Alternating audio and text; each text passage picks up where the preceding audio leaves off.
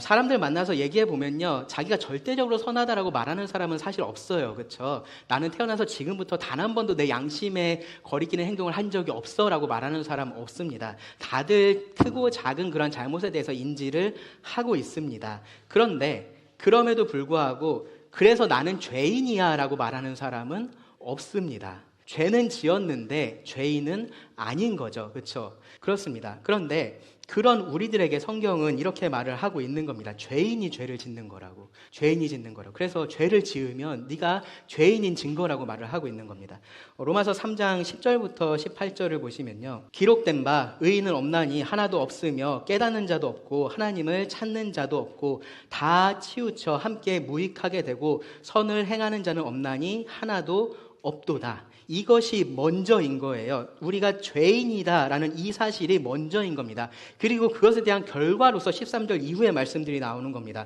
그들의 목구멍은 열린 무덤이요 그 혀로는 속임을 일삼으며 그 입술에는 독사의 독이 있고 그 입에는 저주와 악독이 가득하고 그 발은 피 흘리는데 빠른지라 파멸과 고생이 그 길에 있어 평강의 길을 알지 못하였고 그들의 눈앞에 하나님을 두려워함이 없느니라 함과 같으니라. 이 죄의 목록들을 보면서 나는 이 정도 아닌데 그렇게 생각할지 몰라요. 그런데 우리는 죄를 많이 지어서 죄인이 되는 게 아닌 거예요. 내가 엄청나게 큰 죄를 지어서 죄인이 되는 게 아닌 겁니다. 이미 죄인이기 때문에 죄를 짓는 겁니다. 하나님을 제거한 우리의 삶에서 계속해서 죄를 짓습니다. 그게 우리 모두의 상태입니다. 그리고 이 모든 것들이 가리키고 있는 것은 이 결론 하나입니다. 우리가 알거니와 무릇 율법이 말하는 바는 율법 아래에 있는 자들에게 말하는 것이니 이는 모든 입을 막고 온 세상으로 하나님의 심판 아래 있게 하려 함이라. 그러므로 율법의 행위로 그의 앞에 의롭다 하심을 얻을 육체가 없나니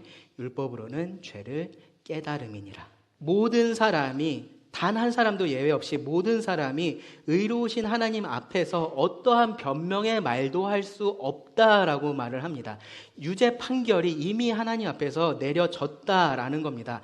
우리 모두가 죄인이라고 하나님은 선고하셨고요. 그래서 그 진노하는 하나님의 심판 아래 있다라고 선포를 하시는 겁니다. 그리고 복음은 바로 그 사실을 받아들이는 죄인을 위해 주어졌다라는 겁니다. 그래도 나 나름 착하게 살려고 선하게 살려고 하는데 왜 자꾸 나한테 죄인이라고 해? 나를 죄인이라고 말하는 성경과 교회가요, 그리고 앞에서 말하고 있는 제가 좀 불쾌하게 느껴지실지도 모르겠습니다. 그럴 수 있어요. 그래서 많은 교회들이 복음을 전하면서 이 부분을 건너뜁니다. 어떤 식으로 하냐면요, 여러분 힘드시죠? 여기 여러분에게 힘을 주시는 예수 그리스도가 있습니다. 여러분 괴로우시죠? 여기 여러분을 사랑하는 예수 그리스도가 있습니다. 여러분 외로우시죠? 여기 여러분의 말을 들어주는 예수 그리스도가 있습니다. 여러분 상처받으셨죠? 여기 당신을 치유해주는 예수 그리스도가 있습니다. 라고 말을 하는 겁니다. 복음이 아닙니다. 죄인을 위한 복음이 아니기 때문에 그렇습니다. 성경은 죄인을 위한 복음을 말하고 있지 힘들고 괴롭고 외롭고 상처받은 사람을 위한 복음을 말하고 있지 않습니다. 그 모든 것들은요, 죄의 결과들이잖아요. 그렇죠? 그 결과들은 죄가 사라지면 함께 사라지게 될 겁니다. 결국 복음 안에서 그 모든 죄의 증상들은 해결이 될 겁니다. 그런데 그것 없이 죄의 결과만을 해결할 수는 없다라는 겁니다. 예수님은 죄의 결과를 해결해 주시려고 이 땅에 오신 것이 아니고요, 죄를 해결해 주시려고 이 땅에 오셨습니다. 죄인을 불러서 회개하게 하려고 오셨습니다.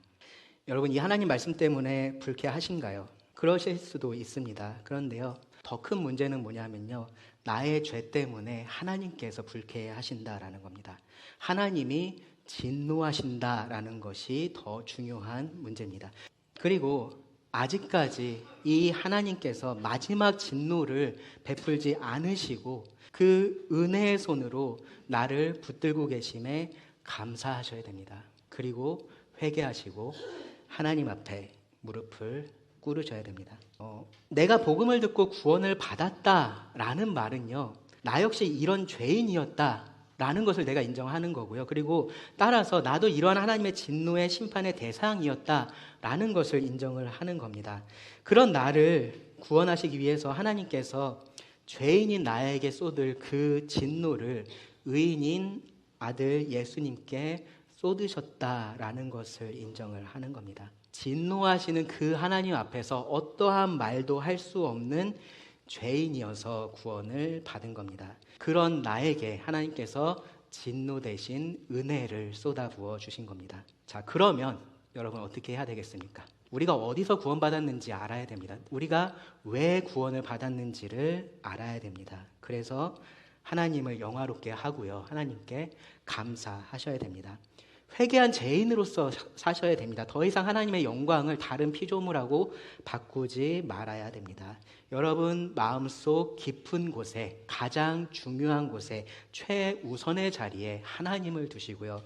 그리고 그 하나님을 경외하면서 하나님으로 기뻐하고 만족한 삶을 사셔야 됩니다.